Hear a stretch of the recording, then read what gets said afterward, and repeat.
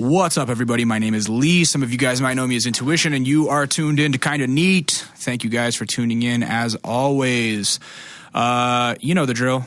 If you are a weekly listener and you're listening right now and you have a strange, guilty sensation tingling up the spine, up to the nape of your neck, and the little hairs on your neck are standing up because you just feel guilty, you should go ahead and go to patreon.com/kindaneat, because that probably means that you are listening and leeching and not pledging. Go pledge $1 an episode. You don't have to, but I want you to. I want you to because we're friends. I want you to because I tell you everything about myself and about these musicians, and you haven't done nothing for me. I'm just kidding. You guys do everything for me, but just go to patreon.com/kindaneat. Pledge $1 per episode. That is $4 a month approximately, and it keeps the lights on around here. It's like buying me a coffee every month, and it helps us. It just helps our plight. It gets us paid for this thing that we do out of love. At this point, if you are tuned in and you're a Night Lovell fan and you're tuning in for the first time, welcome. I hope you guys enjoy the podcast. Just an FYI, you can fast forward until you hear a beat. When you hear a beat drop, hold on, there are sirens. That's how you know this podcast is real as fuck, because there's sirens. If you hear a beat as you fast forward, that's when the interview is going to start. Night Lovell is he's a nice young gentleman of 19 out of Ottawa, Canada, and he makes dark underground rap music, and it's dope. He's got a really good ear for beats.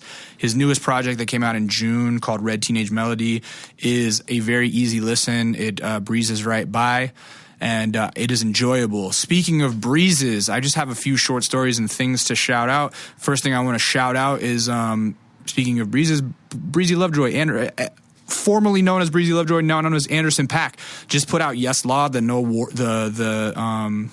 No Worries project with him and Knowledge. And if you guys remember, about 2 years ago, we put out a video for Suede that we had to take down because it was just not the right time yet. And this is the record that it's on. And I got to tell you, it's crazy that it came out 2 years later, but it was worth the wait. The record is absolutely amazing. So, Anderson .Paak, Yes Law with No Worries. Go fucking check that out. I have had it on repeat. It's really cool, like, to see this dude that I met so long ago, who I was always on some, like, so talented, so much potential, like, is gonna be amazing, to now being able to just see him be amazing is fucking awesome. Like, this is a fully realized project, and it is so good. Other than that, a funny thing that I wanted to talk to you about real quickly was the iOS 10 update has been fucking with me, in that I keep accidentally sending, like, weird, horny texts to, like, rappers that I'm trying to get on the show, and it's kind of fucking me up. And the reason being is that with the update now, when you get a text, you know, it pops up in that pop-up window, like, on top of everything, and you can kind of click that and respond and whatever. And so you can be texting with someone back and forth in that little window for, like, a long period of time.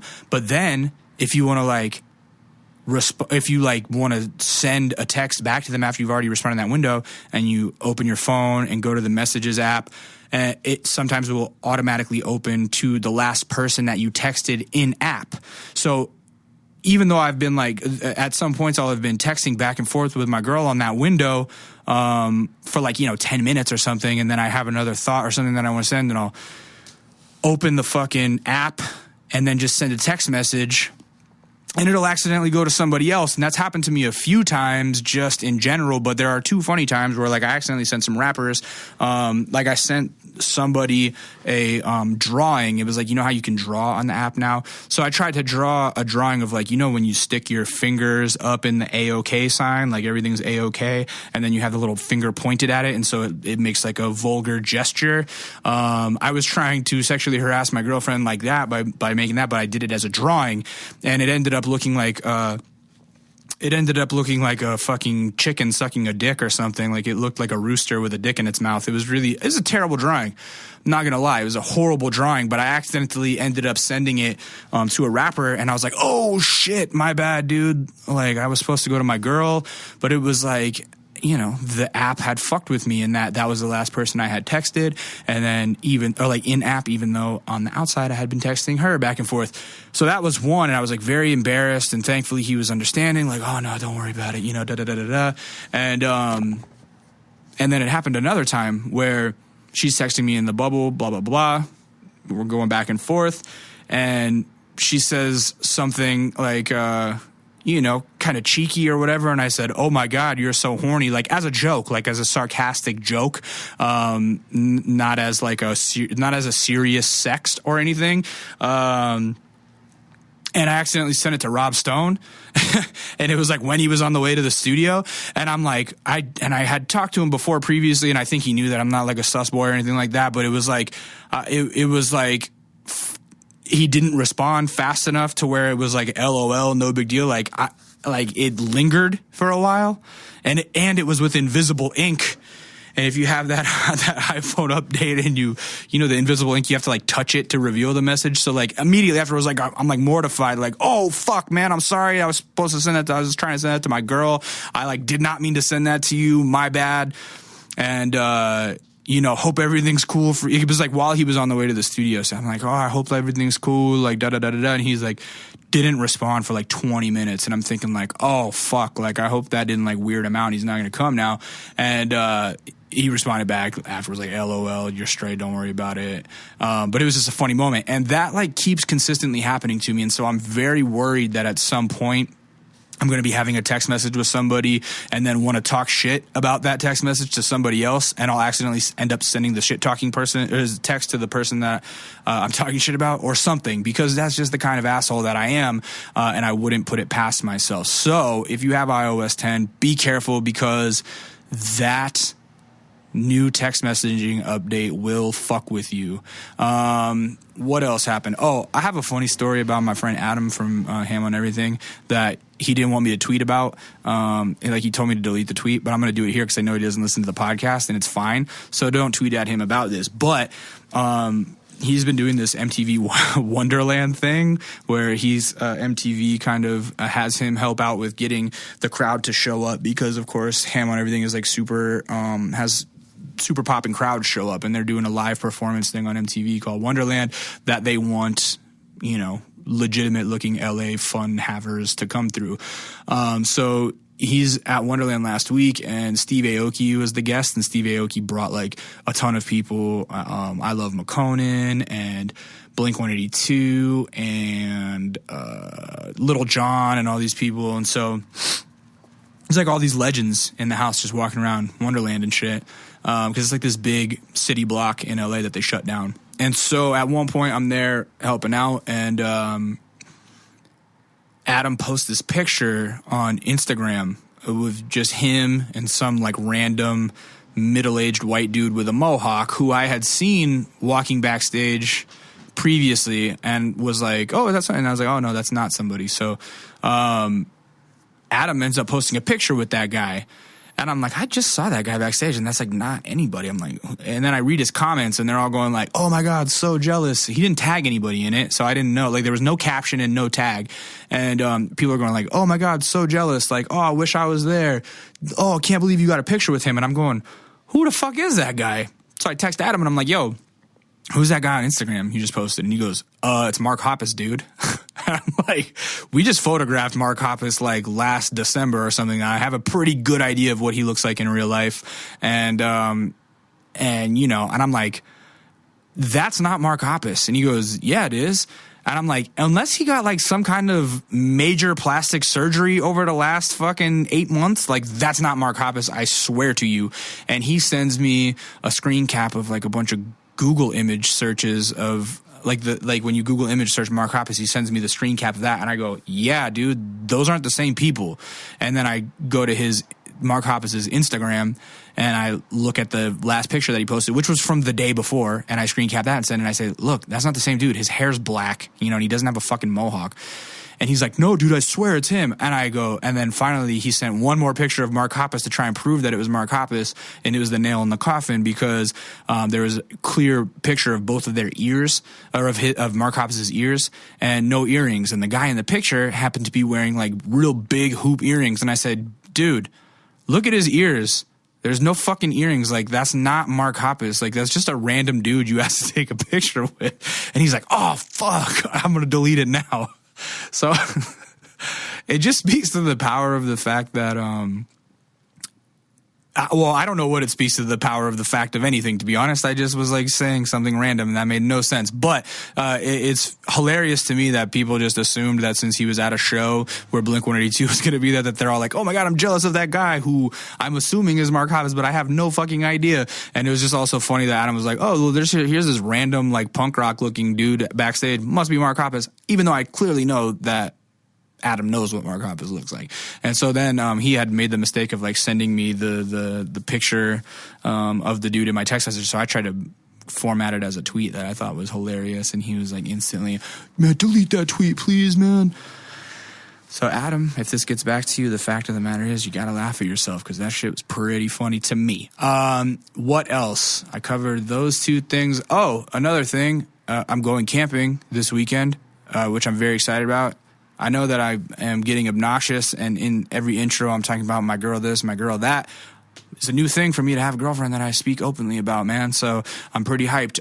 But it's her birthday week this week, and I, as a gift, bought a camping setup because she likes camping and I like camping, and I haven't gone camping in forever, so didn't have any camping gear, so I fucking bought a tent and a couple sleeping bags and some pads, like sleeping pads, and all kinds of manly shit, fucking twine and lanterns and all kinds of stuff. And we are going to take a 7-hour drive and go camping.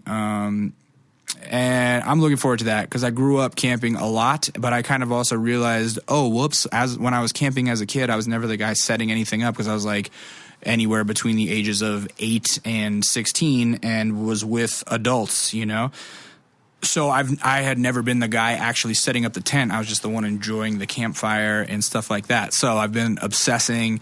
I obsess over things, and so I've been like just going down a wormhole of like camping videos on YouTube of like how to tie various knots and set up a ridge line and like what to do if it starts raining, how to guy line your tent, and all this stuff. And like I gotta say, YouTube has made me like an excellent survivalist all of a sudden, and I think that I might end up on Naked and Afraid or something because your boy is tying up them knots around these bands, even though I never was a Cub Scout.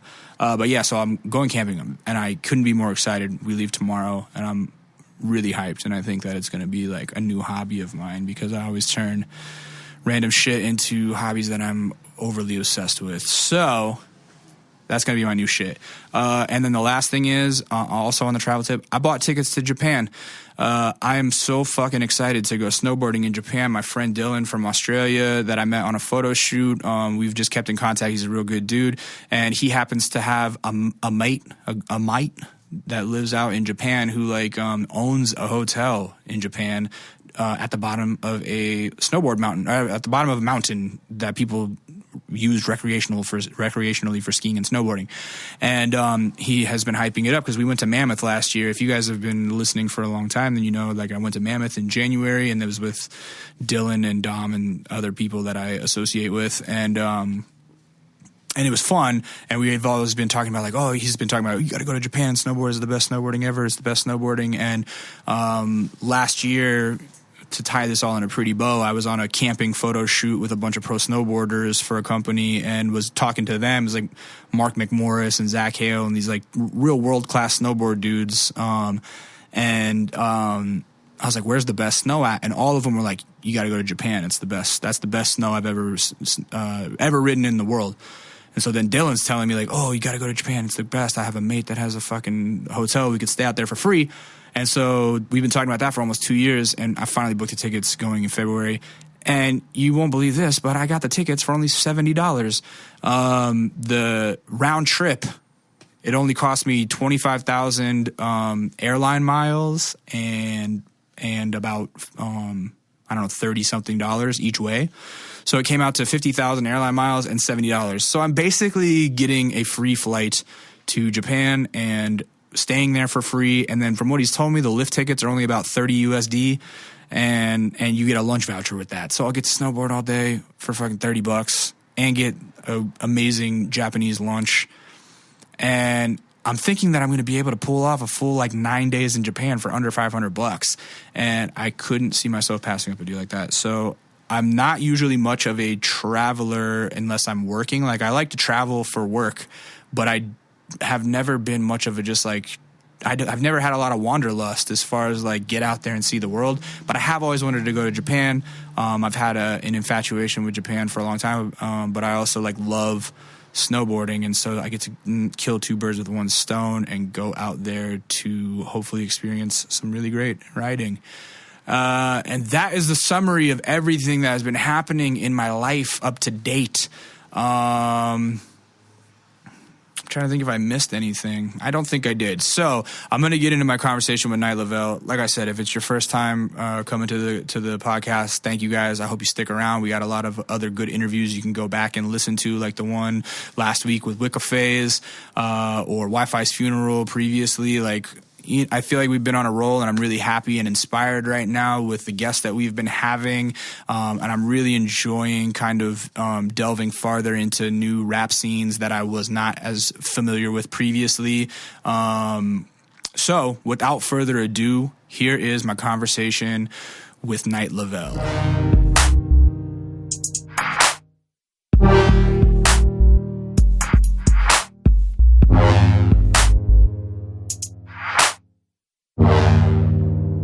But yeah, like we were just kind of talking about outside, I had you booked like when the Day and Night Festival was going on, but you didn't get into the States. What happened? Yeah, so we got to the border, and then like since I didn't have my visa, they like, okay, I made the mistake last time. What I'd do before I got my visa is I'd try to like sneak into the States. I'd just say I'm going to visit and some shit. What's it, like a work visa? Yeah, like a P2 visa, like some temporary type of. Yeah. Can I swear on this? Can I swear? Yeah. Okay, so some temporary visa. So I made the mistake last time I had a New York show. I said I was going for a show, and then that just fucked everything up. So ever since then, they found my like SoundCloud, they found my Instagram. So for Day and Night, I said I was just going to visit, and then they're like, "Well, we see you're going for a show on your Instagram," and I was like, "Fuck." So they said, "Do you have proof that you're not getting paid?" And I was like, "No," and then they just denied me like right there. I had to go back home. So the feds are like really watching your social media. Yeah, bro. I didn't know that. It sucks. I didn't even know it was like that. Yeah, that's real crazy. It sucks, man. So how'd you work it out this time? So I mean, like,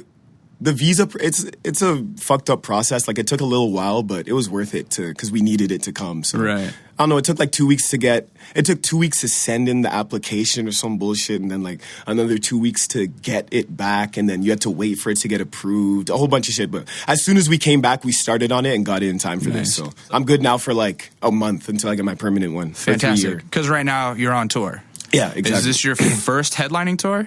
First American, like North American headlining tour, yeah. How's it going so far? It's good, man. Like, I feel like California is like my favorite. I haven't even been to like the other places, but I feel like California is my favorite out of it already. California it attracts artists. Yeah, for sure. It's definitely just conducive to artist vibes because it's good weather and there's a lot of creatives here, and it keeps people happy. Yeah, exactly. Yeah. Do you ever see yourself moving here? There you go. I mean, like, if I get rich as fuck one day, I might buy a house out here, but I feel like I can't live anywhere else but home. Like, it's just... Nah. And home is in Manitoba? No, home's Ottawa. Ottawa. So it's like 4 hours from Toronto. You obviously know where Toronto is. Yeah, I know where Toronto is. It's like 2 hours from Montreal. Okay. It's the capital of Canada. Okay.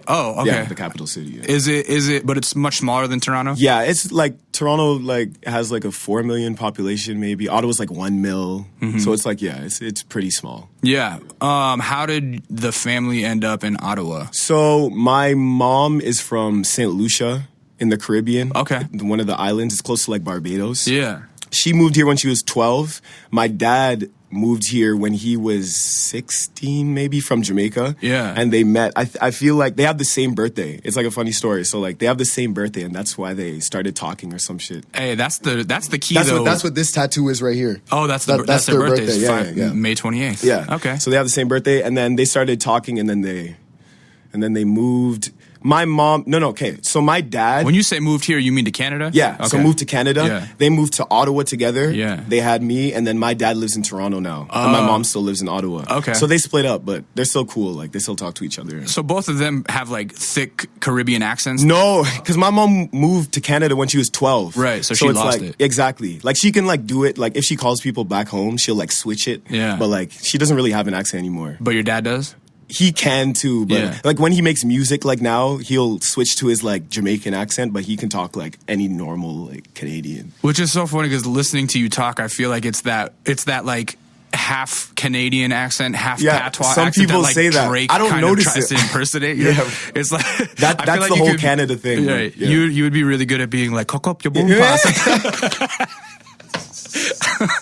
Yeah, that's the whole Canadian thing. Like, it's because there's a so big many island influence out there, right? Exactly. So that's why everyone we adopt that slang and like everyone throws that in the vocabulary and shit like that. So, What did they move out here for? Like just the families came? I feel like for better probably like opportunities and stuff. Yeah. Like my family my mom's the only one that really like is open-minded to me like making music and not going to school, because the whole reason like my grandma and my mom moved here is for better opportunities for children, like any typical, like, you know what I mean? Yeah. So I don't know, my mom, like they don't like my like aunts and stuff, they don't really understand like what I'm doing really. Like they don't understand that you can actually make a living. Right. You know what I mean? But right. I guess it's just a matter of time before. Well, and you have a really good jump start at it, obviously. Like it caught on. It seems to be catching on pretty fucking quick. Yeah. Right. Like, so is there times that they see stuff happening with you where they're like, oh yeah, I get it. Like this is really working out. It's kind of like when I tell them I'm going on tour, then they're like, oh, well, I guess he's going on tour for a reason. Like people actually listen to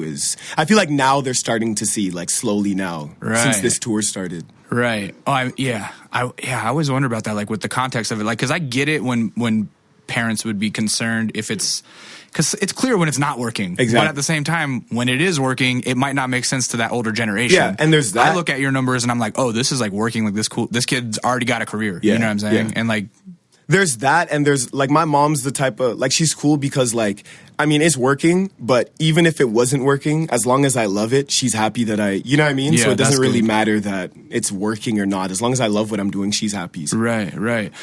Do you get to go back to the islands and visit? I do. I haven't been to Jamaica yet, but really? I've been to St. Lucia where my mom's from. But Yeah. that was like years ago, like maybe like 7 years ago or something. What was it like? It was good, bro. It was good. Joey Badass is also, his parents are from St. Lucia too. He shot a video there. I was going to go back to shoot a video, but he already stole my idea, so I can't even do that shit anymore. God damn you, Joey Badass. But yeah, St. Lucia's really nice. It's really nice. Yeah. Right. So how did they decide on Ottawa? Do you know? I actually don't know. At the start, like, I feel like, because everyone that usually, all the Caribbean people that move to Canada always go to Toronto and Vancouver. There's a lot of Asians in Vancouver too, but it's usually Toronto and Vancouver. So I always ask my mom like why she came to Ottawa and stuff. She always said it was because it was like a safer place. And I used to be like bummed because like I thought Toronto was always the better place and stuff. But I guess it worked out in a sense because like I'm helping Ottawa become something that it like never really was. You know what I mean? So I guess it worked out for the best that. Right, because I hear the term Ottawa and I just think of like the woods and hockey. I mean, you know what I mean? A lot. I mean, it pretty much like that for the most part. That's basically what it is. But but then I hear your music and I see your videos and I see this like weird, dark rap scene happening, like where you're utilizing the fact that it's like woods and cold and it like reflects in your music. It's all about using it. Like it's all about putting on where you're from. Like the thing about Ottawa, like Canada in general, is like Toronto's like that's like the New York. You know what I mean? Right. Like I feel like Vancouver's like the LA. Exactly. So like back in the day, I guess like early 2000s, people would move, like if they lived in Ottawa, they'd move to Toronto because like there was better opportunities and stuff. Right. But now because of the internet, like you really don't have to do that shit. You know what I mean? So yeah, you can thrive and become a national hero from like wherever you're at. So because of that, like no one from Ottawa, like there's people from Ottawa, but then they move to Toronto and then they claim they live in Toronto now and shit. Like, you know what I mean? I just want to be the one that stays in Ottawa and does everything from where I'm from and puts my city on to help it become better, because everyone just leaves it and then it just stays in the same place. Is Cadence Weapon from Ottawa? Who? Okay, never mind. That's a rapper from like my generation. I feel like there's a dude named Cadence Weapon who like used to get mad Pitchfork love, and I knew him just through internet forums. I feel like he was from Ottawa, but I'm not sure. Maybe. Anyway, sorry. He's a half generation older than you. Okay. Well, so people on the podcast are sick of me saying this, I'm sure, but I'm from Alaska. You're from Alaska? Yeah, I'm from Alaska. So I grew up in the cold and in a small-ish town as well, much smaller town than Ottawa, I'm sure. But what are the winters like? Because I don't think a lot of people get to experience that. Winter in Canada in general is fucked up. Right. It's worse in Ottawa because we live in a valley, so Right. everything's just exaggerated. But yeah, the weather gets. You guys use Fahrenheit. Yeah. In Celsius, it's like we get to up to -30, -40. Well, and at -40, that's when they even out. So Exactly, my yeah. hometown would get to -40 for 10 days straight, and we call that a deep freeze. Yeah. And so that's when Fahrenheit and Celsius meet up at -40. Oh, so, okay. So I didn't -40 even in know that. Celsius is the same as Fahrenheit, and it's fucking cold. Yeah, it's cold. So that's that kind of cold weather where you go outside and you can throw a cup of hot water in the air and it turns just into turns ice. exactly. Yeah. I've done that shit so many times. Yeah, bro. same. Dude. Yeah. I mean, oh god, yeah, I remember just like going outside and doing that and trying to pee outside to see if it would do that. You know what I mean? Like, will it just turn into fucking ice Yeah, crystals? exactly. It's crazy. I How was that on your mentality as a kid? The winter? Yeah. I feel like it helps because you kind of... Oh, it helped you? Yeah. It doesn't... I mean, no one goes outside in the winter. Right. It, like, changes your mood and it Yeah. brings out different types of... You know what I mean? Like, Are you guys a place where it's dark most of the time in the winter, too? No. Okay. It's pretty... I mean, it gets dark early in the day, Yeah. but, like, not all day. Okay. But, yeah, it gets...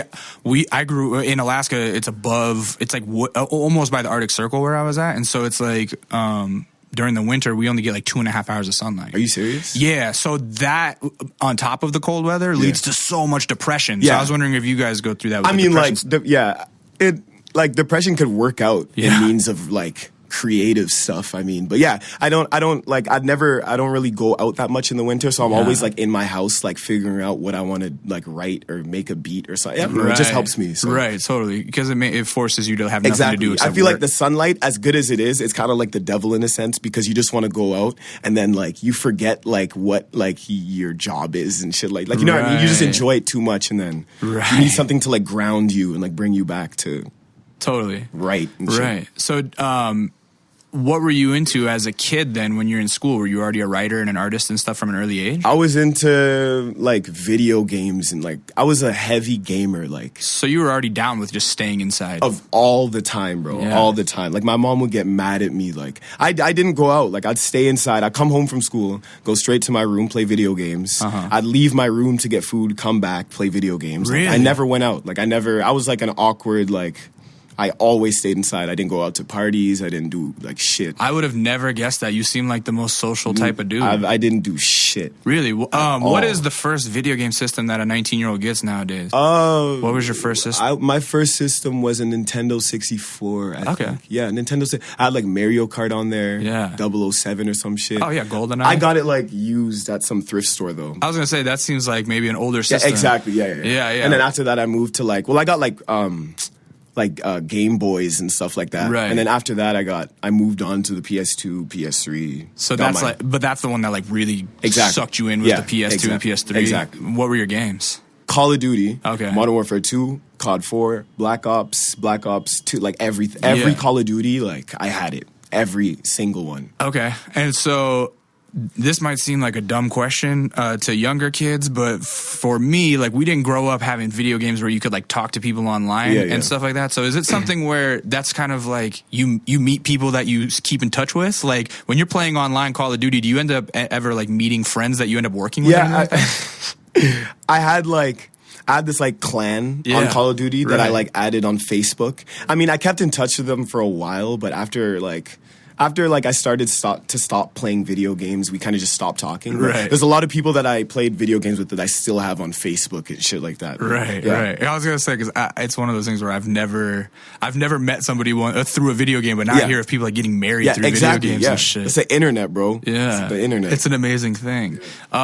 So you say that your dad lives in Toronto now. What age did they split up? Like what age were you? Shit, what? I don't even remember. I was like young. Yeah. And I think he's when they split up, he stayed here for a bit, and then he moved to Toronto, and now I have 2 more sisters on his side, Okay. and I have a brother on his side. So you're the only child from those 2, though. And exactly. Right. Yeah, exactly. So are you close with your half siblings? Yeah. Every time I go there, I'm with them. Cool. Yeah, of course. So is that something where you end up spending a lot of time in Toronto then back and forth? Yeah, I mean, like I'll go there. I'll try to go there as much as I can, and then spend time with my dad and shit. And then I have like a whole bunch of other family members on his side too that I spend time with. And my manager's from Toronto too, so I'm there even more for that. So yeah, I'm always in Toronto. How'd you meet your manager, Jonathan? The internet. Okay. So that's also a funny story. We were on Twitter. Yeah. And then someone like retweeted him or some shit. Yeah. And I DM'd him. I'm like, yo, what are those jeans you have on in your picture? And then he's like, those are some H&M jeans or some shit like that. Right. Ever since then, we started talking. Yeah. It wasn't any manager shit back then, but Right. I was making beats back then. And he'd always say my beats were sick and stuff. This is when I didn't even like rap or anything. Right. And then I dropped my first I dropped Dark Light, actually. I dropped that. Yeah. And then after that, he's like, yo, do you want to take this serious? I was like, yeah, why not? And then after that, he just started managing me. Nice. And ever since then. Yeah, I was going to say, like, I deal with a lot of managers. I deal with a lot of people. I feel like you got a good one on your hands. I like Jonathan. He's a good dude. I feel like it has to be more of like a personal relationship before any like manager type. You know what I mean? Right. That's what keeps everything together and strong. And even beyond that, just as a dude that like has to talk to so many managers, he seems on top of it. Like he's so personable, and a lot of managers can be assholes. Yeah, you know I know. What I mean? So yeah. You got a good one. Good job. Good pick. Has he moved to Ottawa or he still lives in Toronto? No, he still lives in Toronto. Yeah. So because of the internet, I guess everything's easier. Like it doesn't really. We do everything apart. So right. The internet makes everything easy. So folks split at a young age, and you get into video games. What was your mom doing for work? She at that time, I don't even remember, to be honest, and.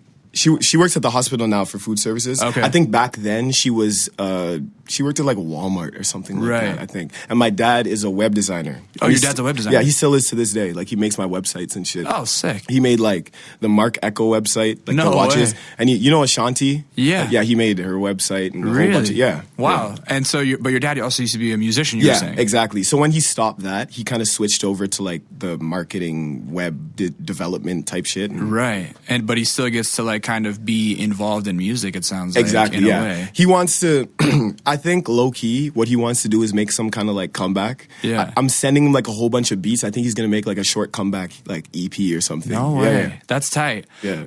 You said his music Renegade. name was Renegade. Renegade, yeah. And so he was up in Ottawa making music, right? Yeah, so he started making music in Ottawa, and during the time he lived in Ottawa, he was in like LA making music, he was in like Oakland making music, San Francisco. Then he got a job in San Francisco and kept making. He was all over the place. Yeah. So he loves the West Coast, like. Right. And so he moved down to LA for a while in Oakland. You said. Exactly. And how all long over. was he here for? I think like a few years. Yeah. A few years, and then he got married, and then came. They drove back to Toronto, and then they live in Toronto now, and had my two sisters on their side. Right. So yeah.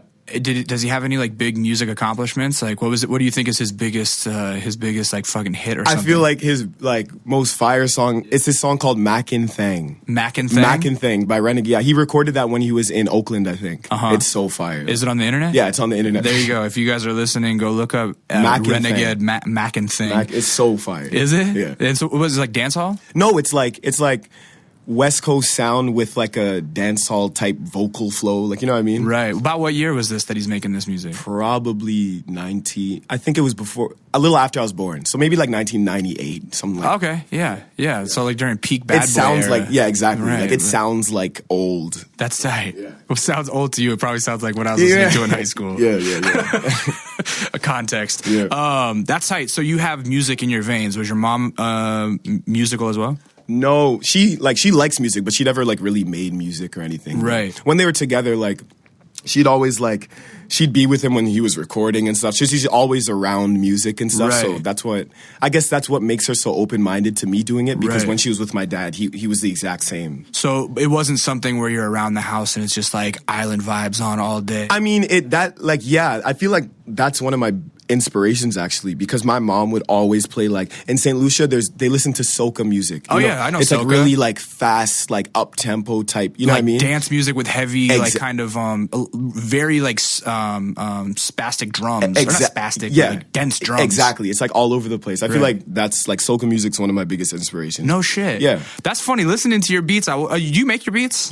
Some of them, yeah. Some of them. I want to compliment you on your ear for beats. I think like your ear for beats and your voice are like both super strong suits for what you do. Thank you. But I would have never guessed that soca music was an inspiration. Yeah, I mean, like to your beats. not the actual music per se, but I feel like the whole culture, like they do stuff with nothing, kind of like they don't really have that much to do back there. You know what I mean? So and they still make it sound good. It's such a joyous music. Exactly. Soca. Yeah. It's just the way they. Which is also kind of like counterintuitive to your music style, because your music, you're much happier in real life than I would have guessed listening to your music. Like it's very dark. You know what I mean? Yeah, that's just. I feel like that's just the music side of me. All that dark stuff. In person, I'm not depressed. Like, people think I'm, like, depressing in real life and shit. Like, nah. That's just what you just, like, it's just get emotion. it out using that. Exactly. Yeah. Right. So, latchkey kid, you just played video games a lot. Did you have friends at school or what? Not really. Really? I mean, like, in high school, I had, like, 3 actual friends. Really? Yeah, I didn't really, I stayed to myself. Like, I didn't go anywhere. Were you a late bloomer or something? Like, you're a big, tall, handsome dude, bro. man. Like, no homo.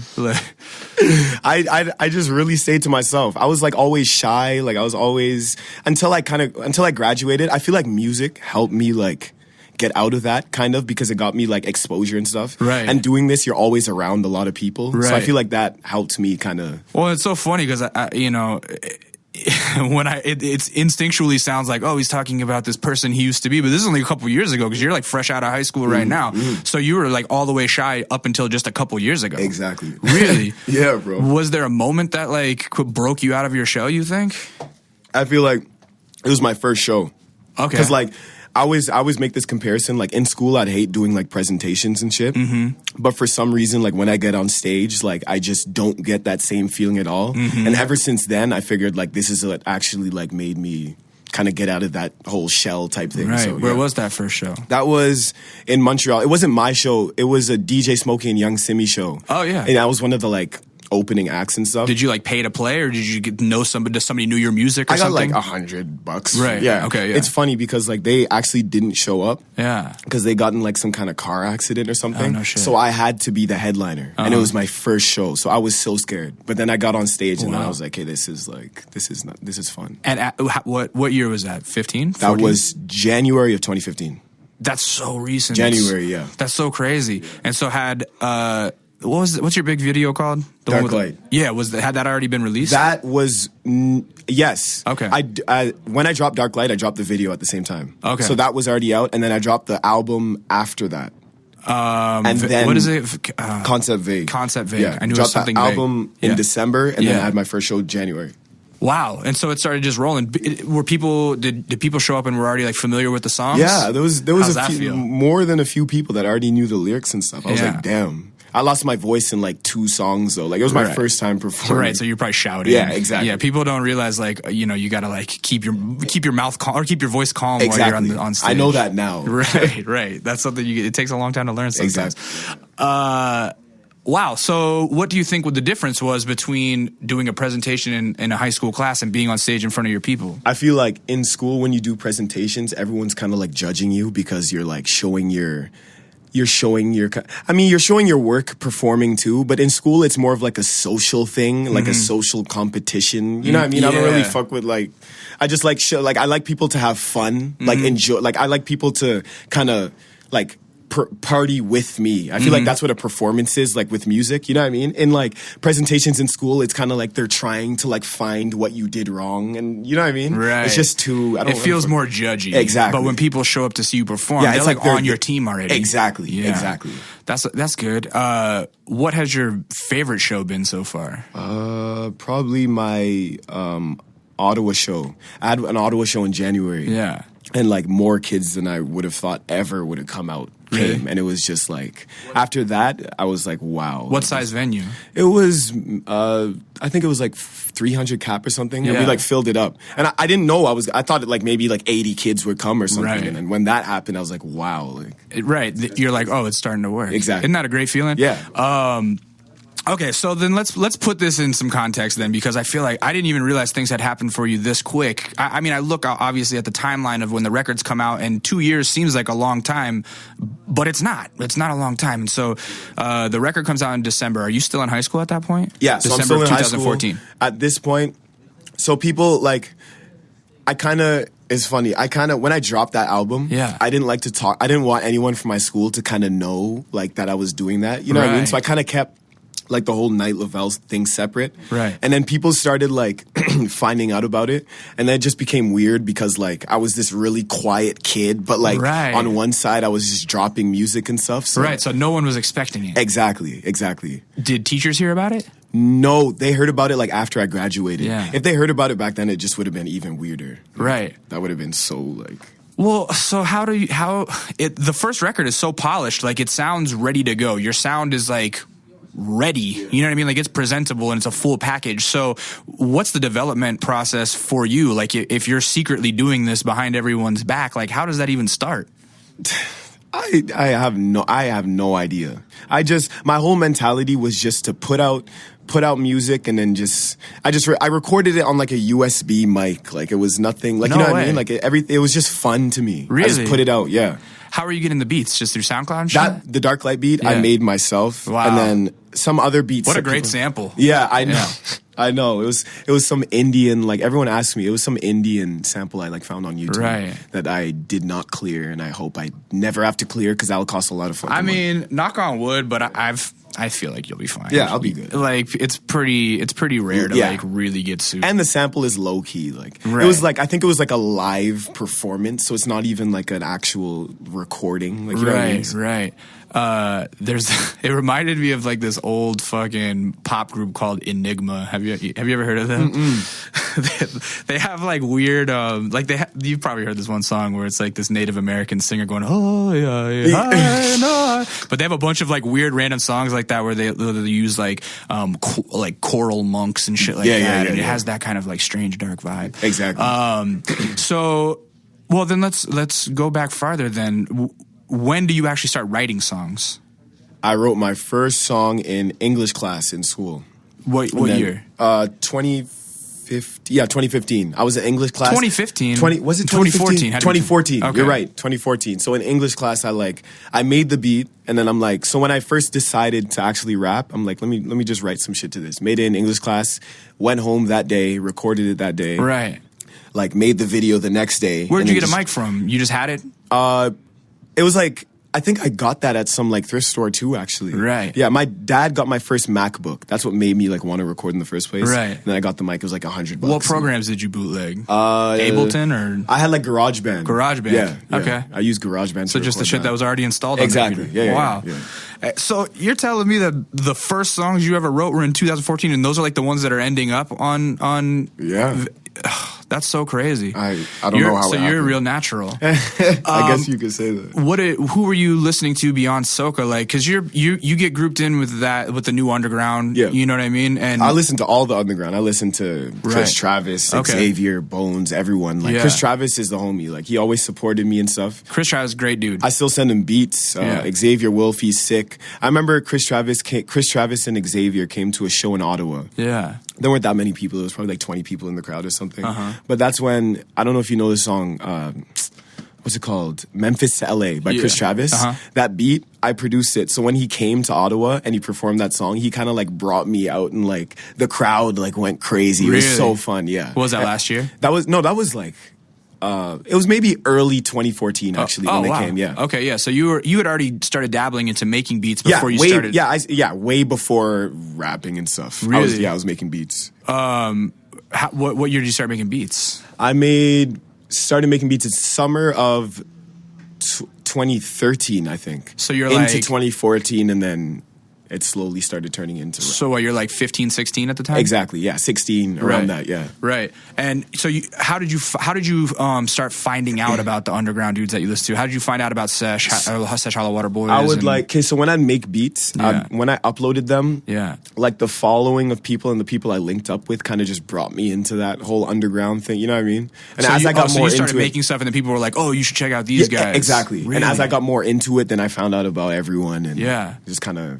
What rap music was influencing you before you found that stuff? I don't really know. I didn't really listen to a lot of... Really? Yeah. So it was just like you just lucked out and stumbled upon like the most appropriate modern sound. Exactly. Wow. Yeah.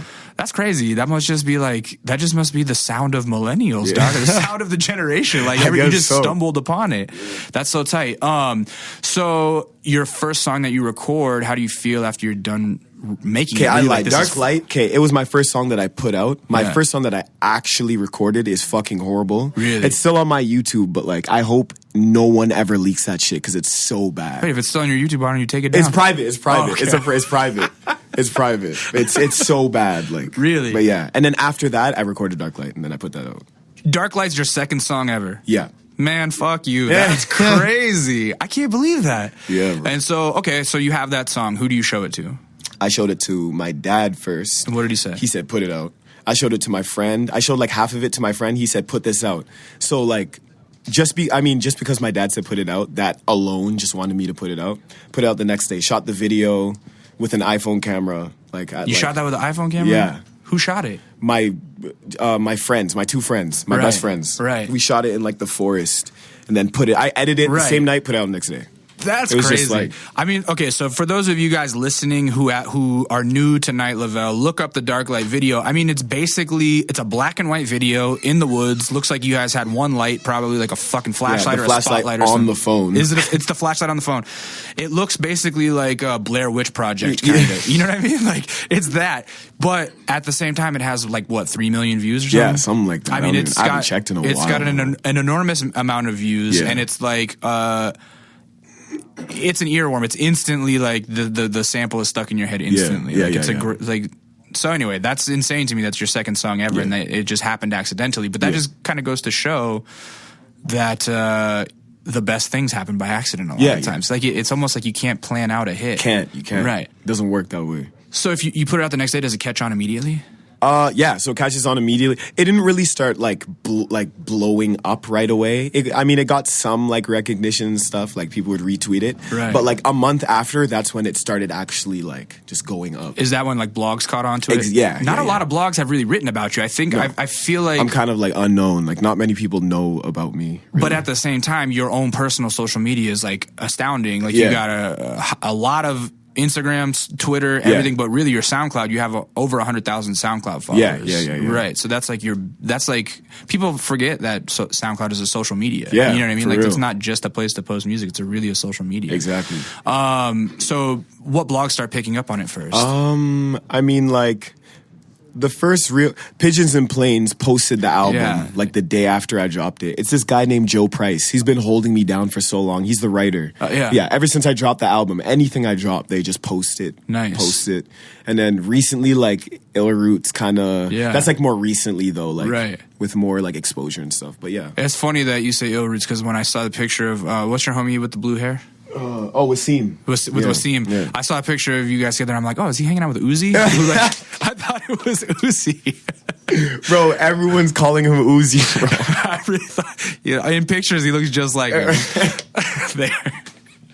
Hey, no shots, no shade. But yeah, so I was like, oh, he must know the Ill Roots guys. And then I was like, oh, no, that's not Gabe. So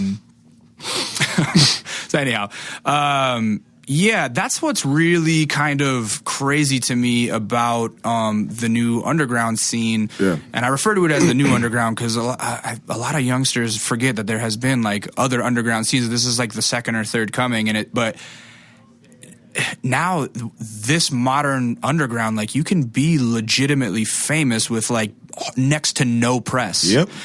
Like you guys, all you got to do is put out the material. That's what's most important. Like, you know what I mean? Like there's like promo and stuff that comes with like labels, I guess. But as long as you have material, like, and you're like, people like it, just that alone can put you in a place. It's really it's really word of mouth. Yeah. Like it's all word of mouth almost, because trying to Google about you come up with next to nothing as far as like outside interviews or press or, you know what I mean? Articles, it's just little blurbs like, oh, here, he released something. Yeah, exactly. Yeah.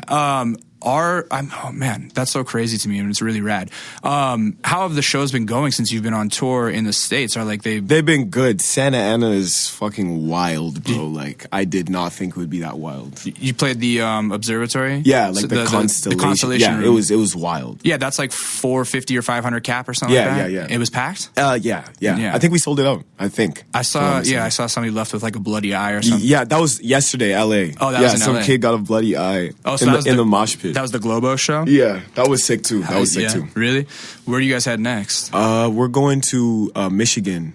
Pontiac, Michigan. I think it's like close. It's like Detroit, basically, I think. We go there in like 6 days, though, so we have time. You have time off. Yeah. Okay, so how long from after Dark Light was it where you're like, okay, I need to finish something and put it out?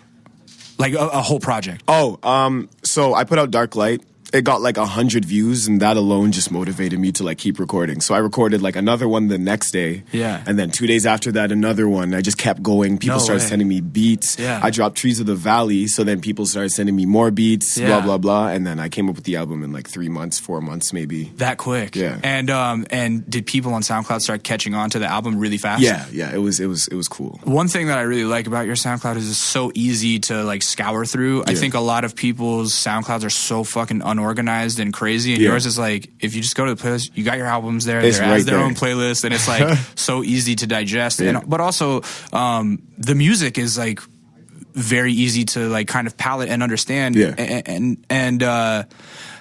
Where do you see yourself going with it? Because I almost feel like you have this real kind of like outside of the underground marketability. Yeah. A lot of your songs have almost like a fucking goth DJ Mustard bounce or something. You know what I mean? Yeah, of course. Right? I mean, like, wherever, I kind of just go with wherever I feel I should. Like, people, like, with my new album, what like my main goal was to kind of like show people what I can also do, and I'm lucky I have the type of fans that just like kind of ride with me wherever I go, type shit. Right. So yeah, I mean, like my mind is always changing and my inspirations and stuff. So I really don't know where I'm gonna go like in the future, but that's kind of one of these topics that I've been borderline obsessed with lately. Is like how fans react to people's music and how it affects the artistry now that fans have so much access to the artist, right? So you're in this scene that's like thrives and loves the fact that these artists are quote unquote underground, even though hundreds of thousands, if not millions of people know about you. Like, it is considered underground because mainstream press does not cover it, right?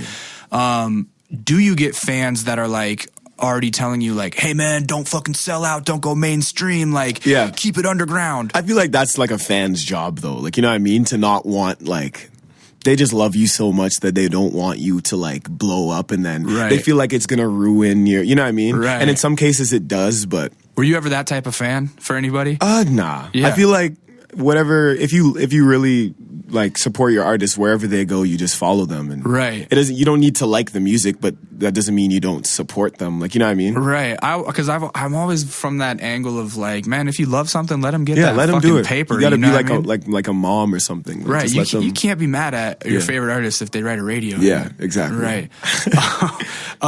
So touring Canada, did you start that after what is it, Caption Vague? Concept Vague. I'm sorry, I keep forgetting the first C word. All right, so Concept Vague, after that comes out, do you go on Toronto tours? So I did the Montreal show, and then after that I had like a little Toronto show, and those are the only 2 shows I did in Canada.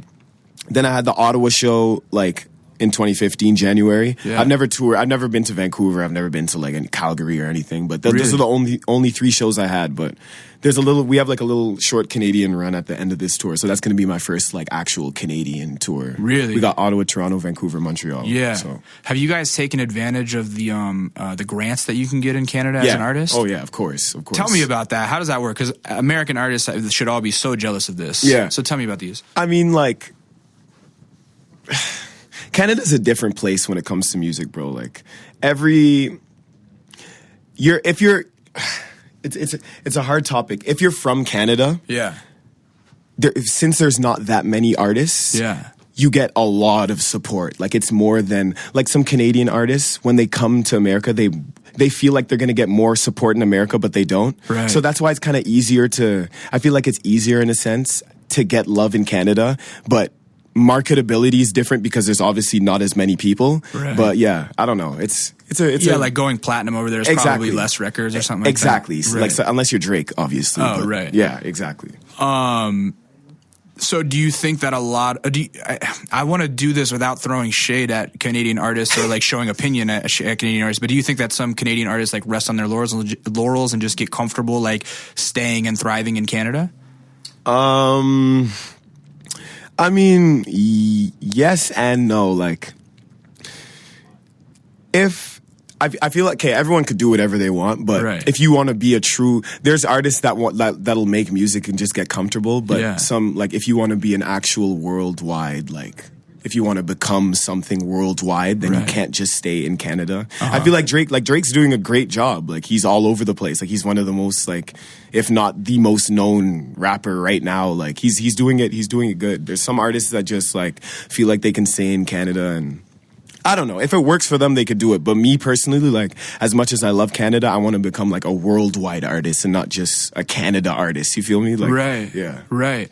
So tell me about the grants. Like, what are the grants that you can apply for? Like, how does it work? What is that? Like, how does Canada support its artistry? Because I know that, like grants, like money and stuff. like money grants. Have you gotten any of those? Nah. Okay. So I hear about like rappers that get like sometimes the Canadian government, if you like apply for it, they'll give like $20,000 grants to like film a music video and shit like that. Have you heard of that? I've heard of labels giving you that type. No, dog. The government will do it. Canadian government. You and Jonathan got to look that up, bro. I swear to God. Maybe he's told me about that before, and I'm just like, I didn't even. I have multiple artist friends that have gotten grants from the Canadian government where it's just. Are they Canadian? Yeah, Canadian. Wow. The government supports the artistry to a point where, like, okay, if you show that this is like Canadian art with value, like they will support it, and it's like, oh, you want to make a music video? Boom. I feel like they wouldn't think my music's Canadian. I'm talking rappers have done it. I know rappers that have done it. Who's done it? Like, I'll tell you off air because there's no reason to call them out if I'm wrong. But I know that people have gotten them, and I know that like the government will help you, dog. You just got to the same way you did that visa, bro. Same way you did that visa. Facts. You could like actually make the Blair Witch movie that way.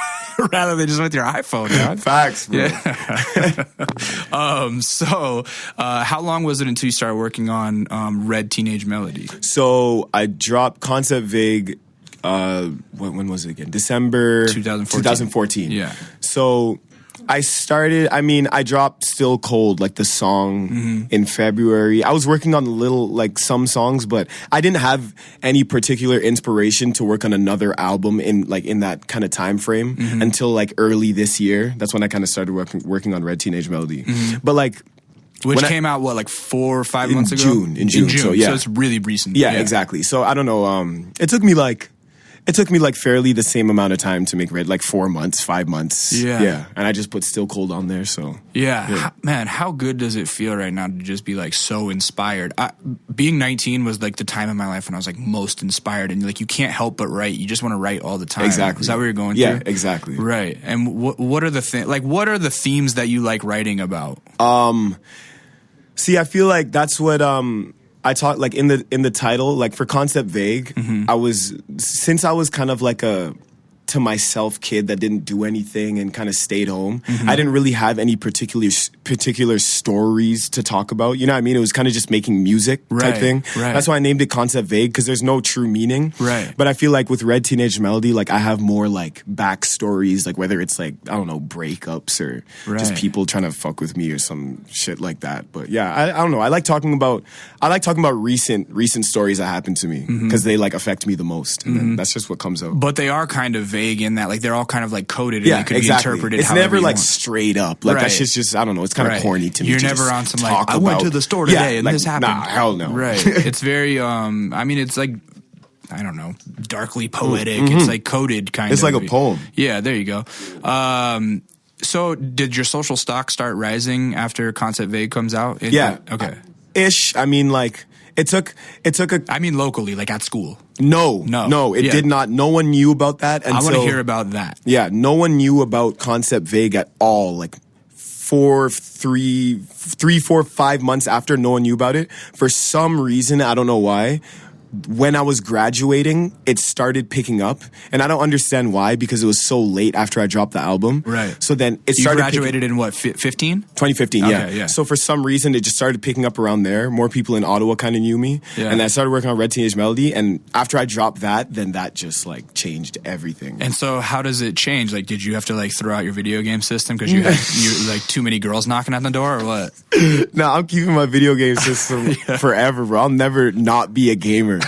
But yeah, it changed in the sense, like, I don't know, more people in the city, like I walk around and people are like, yo, Lovell, what's good and stuff. Yeah, it feels good. It feels good. People support me. The kids in the city love that shit. Like, they just they need someone to look up to. Like, you know what I mean? They haven't really had that. Did you end up being prom king or anything? No. Bro, I did not go to my prom. Why not? I have no idea. I skipped my prom. I don't know. I felt like I didn't want to go for some reason. As a sign of rebellion or just as a like whatever? I don't know. It's just like, it's just too much. Like dressing up to go and like, I didn't even like any of the girls in my school, bro. Like, I don't want to take them to prom. funny. Man, what's high school like right now? I'm so far removed from it. Like, is it still like fucking teen movies, or is everything more PC now or something? Like, what's going on in high school? Tell me about, as somebody who just got out of high school. I don't know. When I was in high school, it was like, I feel like back in maybe when you went to high school, it was more like there's like groups. Well, see, that's the thing. It wasn't really like that when I graduated. Right. Like, everyone talks to each other. And like, I graduated in 99. Okay. And I always tell people that too. I'm like, my school, and maybe it was just a small town thing, but my school was not as cliquey as it is in movies. I almost feel like I feel like movies exaggerate right. That's in like a sense. This like, movie trope of like jocks and nerds and fucking whatever. Like, everybody was all kind of everything. Yeah, exactly. Is that how your school is too? Yeah, exactly. Yeah. What are people into in Ottawa? Hockey. Yeah. Was your hockey team super competitive? We didn't even have did we have yes, we did have a hockey team, and they were really competitive. Hockey, skating. Like, Ottawa's a very like Canadian city. Like, you know what I mean? Toronto's more like an internet. Like, if you come, like, there's a bit of everything. Yeah. But Ottawa, since it's the capital, it's really like Canadian, like really centered. Yeah. We say skating in like skateboarding? Skating, like ice skating. Oh, like ice skating. Yeah. That's popular there. Yeah. Wow, that's tight. What do people do in the summer? Hunting and shit? I mean, since our summer's like kind of short, people enjoy the summer a lot. Like, everyone's at like the beach. They say the beach, but in Ottawa there's no beach. It's just like sand next to water. Yeah, but right, like a lake. Yeah, exactly. But yeah, we enjoy. Like, we try to enjoy the summer as much as we can. Yeah, and it gets really hot. Like, there's no in between. Like, it's either really cold or really hot in the summer. Right. Yeah. What's Ottawa like sociologically, and like the ethnic diversity and stuff like that? Is it pretty diverse? Or yeah, of course. Is it? I feel like everywhere in Canada is pretty diverse. Really? Because it's more like an immigrant type. Like, you know what I mean? A lot of people move there. So yeah, it's really diverse.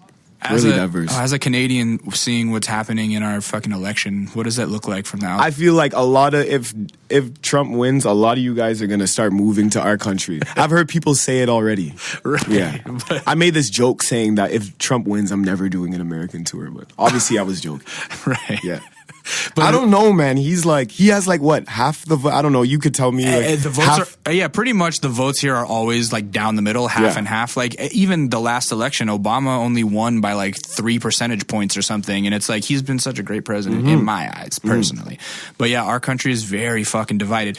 The funny thing about it, if everybody wants to like move to Canada if Trump wins, is that the big difference between our country and your country is that Canada would probably be welcoming to immigrants, whereas America's like, our big debate is about immigrants. Exactly. Like, we never learned the lesson that it's like bad if you kick immigrants out. It destroys the economy, and then it just eventually you have a big wave of welcoming immigrants again, and then Zion falls again, and it keeps happening and happening, like the fucking Matrix movie. Yeah. Anyway, all right. Sorry to get political. No worries. So yeah, have you been happy with the rap life? Yeah, of course. Yeah. I mean, it's kind of it's kind of retarded sometimes. How so? I don't know, some people in the like, there's just some people that just like, some people just have like, I mean, it's good to be confident, but there's some people that are just too, like, you have to be like reasonable. Some people are delusional. You know what I mean? Yeah, like, it's good to be confident, but some people, they just try to bring, like, they just try to act like they're above you. Right. And I don't really like fuck with that. Like, it's just like, bro, like, do your shit, I'll do my shit. Like, your confidence is cool, but don't try to make it seem like you've worked harder than I have to get to, like, you know what I mean? That's just retarded. But other than that, it's fun. Like, it's fun. Right. Do you ever deal with like old heads being fucking sour at you and shit? All the time. Yeah. And Ottawa is the biggest. Okay, so Ottawa's I wanted to talk about this. Ottawa's like it's like a government like run city where there's a whole bunch of like, you know what I mean? So when it comes to shows and stuff, like, I'm limited because if I want to have it at a certain venue, they'll try to make it like 19 plus and 19 plus here and shit like that. Yeah. But like, what they don't realize is that most of my fan base are kids, you know what I mean? Right. And because like they're kind of older, and I mean, I'm not gonna like bash them, but they didn't grow up in the same type of, you know what I mean? Right. So I'm kind of limited in a sense being from Ottawa. There's no all ages venues. No, there is, but it's like a hassle to find, and it's like sometimes to make it all ages, I have to make get like a smaller venue and shit like you know, there's not as much freedom. Right. So I feel like because of that, it makes like, I'm giving like the kids in Ottawa a sense of like no rules type of thing when they come to the shows and stuff. So Right. they can like have fun for the night and Right. for the 2 hours before they have to like go home and stress about school and shit like that. So, Right. yeah. So yeah, because you are dealing with a generation of venue owners who like aren't used to the fact that there are like mosh pits at every rap show. Exactly. or, And I feel like in wildness. Ottawa it's worse because there's never been an artist from Ottawa that like attracts like a whole bunch of kids that want to do, you know what I mean? Yeah. So it kind of just, they don't understand that Right. really. Right. I wonder about that from like smaller cities. Not that it's a small city, but like if that kind of underground scene where it's like mosh pits are expected. That's like not a novelty at a rap show now. Like that's must happen. Exactly. Do those kind of shows make it up to Ottawa? Yeah. Sometimes. Yeah. Yeah. I mean, like, because Ottawa, as small as it is, Yeah. the shows are really good because no one goes, like, you know what I mean? Like, Yeah. when someone comes, everyone's It's an there. event. It's sold out. If it's not sold out, it's almost sold out. But Right. yeah, the shows are like, I can say one thing about Ottawa is the shows, like, whenever someone comes, like, we'll hold them down, Right. whoever it is. So So once it became established that you're part of the new underground scene, like were you, or like, did you realize or learn about Ottawa that there's a huge underground scene there? I mean, A lot of kids that are fans of it? yeah, and it's coming more into the light now, Right. Because everyone, as like music, I feel like with what I'm trying to do, it's kind of opening. People are getting more comfortable now, so then they're, you know, even more people are starting to make music now. You know what I mean? It's just Yeah. changing in general. Right. Everything's just becoming more like mature. Well, type. and whatever it happens when somebody like from a town starts blowing up, then it's like people go, "Oh, wait, I can do this too." Exactly. 'Cause And that's what I want people, like, that's why I want kids to like feel like they can do it too. Like, Right, if I right. can do it, they can do it too. Right. And that's what just brings everyone up together, and then it's just like a. Amen. Yeah. Let's talk briefly about your team, and then we'll get out of here. Yeah. So tell me, you rolled up with a big clique of guys. So like, what is everybody's role? And- DJ, this guy with the red hat, Shaquille. Yeah. The guy that looks like Uzi Wasim, Yeah. photographer. Okay. My boy over there, Namix. I just brought him because I wanted to bring him. Okay. Marv, he's my boy and he helps drive the Sprinter van because we got a Sprinter van. Right. Jonathan, manager. Okay. And so how did you start meeting everyone? Well, I know how you met Jonathan online. Yeah, but yeah. all the other guys, did you grow up with them or what? Namix over there, I grew up with him. He's like one of my best friends. Yeah. Like, I've known him since like grade 4, like Right. grade 4, grade 5. But So he's like probably good at Call of Duty too. he's good at video games too. He's more like a UFC or like WWE type of guy. Okay, Like, he okay. likes those types of games. Okay. Shaq, I met him. When did I meet Shaq? I met him like probably like 2 years ago, actually, like Right. recent. Right. And then I met him because we both produced. And then I started rapping, and then he liked to DJ. So he's like, why don't you just like be my DJ? And he's like, yeah, let's do it. And we Okay. just started that. Yeah. Marv, I forgot where I met Marv, but I met him at some like party, and he just like held me down ever since then. Like, that's my boy for sure. Wasim, I've known for like 2 years too. I always knew he was a photographer. Right. So yeah, I told him to come with us on the tour. He was down. Nice. And so is it something where like as things started to move quickly, you realized the power in numbers and that you needed to like find a team around you, or did it just kind of happen naturally? I feel like naturally, and like I kind of just want to bring my friends with me to have Right. fun, and you know what I mean, like because some like I don't know, like I don't want like my friends like to be like stuck in Ottawa and not, you know what I mean? I want them to see like Live what you're living. exactly, a shared yeah. experience. Yeah, exactly. Right, So, totally. yeah. Yeah, man. I think we did it. What Yeah. are you working on now? I am working on a collab EP with Masoji. You know who Masoji is? I don't. He's a producer. He's based in London, but he lives in Dubai too. He's all over the place. But we're gonna make like some collab EP type shit. Sick. And then I'm working on songs right now. I don't know any, like, there's no thoughts of an album in place, but Right. I have a whole bunch of unreleased shit, so it's just curating a playlist or some shit. And you've been stepping up with the videos, Yeah. like the new videos. Yeah, Contraband video. Yeah. Real like high production value. Yeah, it's a comparatively. big jump. Right, right. It's You a have huge plans for jump. more videos? Yeah, of course. Yeah. All right, man. Well, shit. Night Lovell, this is you're a good kid, strong head on your shoulders. I'm you, man. looking forward to a lot of good music. I'm a fan. Thank you, bro. If you guys want to check him out, where can they find you online? You can find me Twitter at Night Lovell, Instagram at Night Lovell, SoundCloud Night_Lovell or some shit. But you can just search Night Lovell Or on you SoundCloud could just and it search pops me. right up. Exactly. Yeah. Night Lovell is NIGHTLOVELL. Check out the Dark Light video. That was the thing that like got me hooked on it. The new record, Red Teenage Melody, excellent, really good. So yeah, man, thank you. I appreciate it. Thank you, bro. Yeah. You guys can follow me, Lee, some of you guys might know me as Intuition, at It's Intuition. You can follow my man behind the boards, Ben Shin, making the shit sound buttery, at I Am Database, base with 2 S's. Follow us as a unit, at Kinda Neat, where I'm going to post what song are we doing? Contraband? Contraband, yeah. Yeah, so I'll post the Contraband video on Twitter, but you will also find the Contraband video on youtube.com/Kinda Neat. Hell yeah. Subscribe to us on the podcast app. Search for Kinda Neat. Subscribe. You could listen on your phone every week. And you know that if you're already listening every week, make sure to go to patreon.com/Kinda Neat so we can keep the show ad-free like we do, and you help us keep the lights on around here by pledging $1 per episode. That's $4 a month. That's like buying me a coffee, because y'all know that I don't drink. So yeah, buy me a coffee every month by going to patreon.com/Kinda Neat. Other than that, dude, I think we did it. This was Night Lovell. My name is Lee, and this was officially Kinda Neat.